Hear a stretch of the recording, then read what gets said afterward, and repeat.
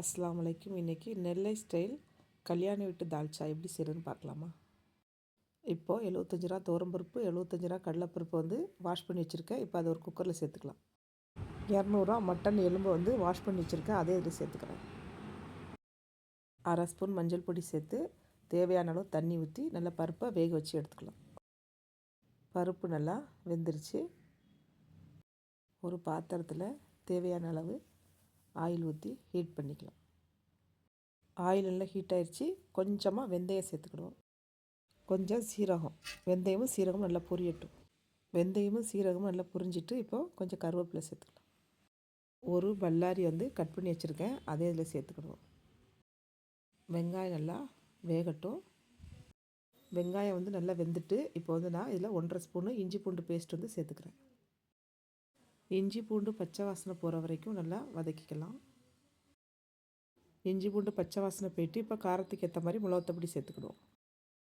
Medium size தக்காளி 3 cut பண்ணி வச்சுருக்கேன். அதை இதில் சேர்த்து நல்லா எண்ணெயில் இதை வதக்கிக்கிடுவோம். தால்ச்சாவுக்கு தேவையான அளவு உப்பு சேர்த்துக்கிடுவோம். அரை ஸ்பூன் கரம் மசாலா, 1 ஸ்பூன் தனியா பொடி. இப்போ எல்லாத்தையும் நல்லா மிக்ஸ் பண்ணி விட்டு மசாலாவுடைய பச்சை வாசனை போகிற வரைக்கும் நல்லா வதக்கிக்கிடுவோம். மசாலா நல்லா குக் ஆகிடுச்சு. இப்போ நான் 1/4 kg கத்திரிக்காய் கட் பண்ணி வச்சுருக்கேன். அதை இதில் சேர்த்துக்கலாம். இப்போ கத்திரிக்காயை மசாலாவோடு சேர்த்து நல்லா மிக்ஸ் பண்ணிக்கலாம். கத்திரிக்காய் இந்த மசாலாலே 2 நிமிஷம் குக் ஆகட்டும். ஸ்டவ்வை லோ ஃப்ளேமில் வச்சுக்கணும். கத்திரிக்காய் நல்லா வெந்துட்டு இப்போ நம்ம வேக வச்சுருந்த பருப்பை இதில் சேர்த்துக்கணும். தால்ச்சாவுக்கு தேவையான அளவு தண்ணி சேர்த்துக்கலாம்.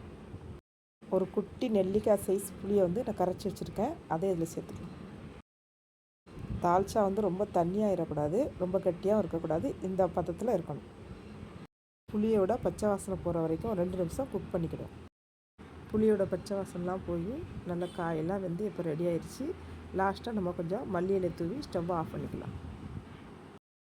அவ்வளோதான், சுவையான கல்யாண வீட்டு தால்ச்சா ரெடி ஆயிடுச்சு. இதே மாதிரி வீட்டில் நீங்களும் ட்ரை பண்ணி பார்த்துட்டு எப்படி இருந்துச்சுன்னு கமெண்ட்ஸை சொல்லுங்கள். இதுபோல் சுவையான சமையல் வீடியோஸ் பார்க்கணும்னா பெங்களூரு நெல்லரிஸ் சேனல் சப்ஸ்கிரைப் பண்ணிக்கோங்க. இன்ஸ்டாவில் ஃபாலோ பண்ணிக்கோங்க. தேங்க்யூ.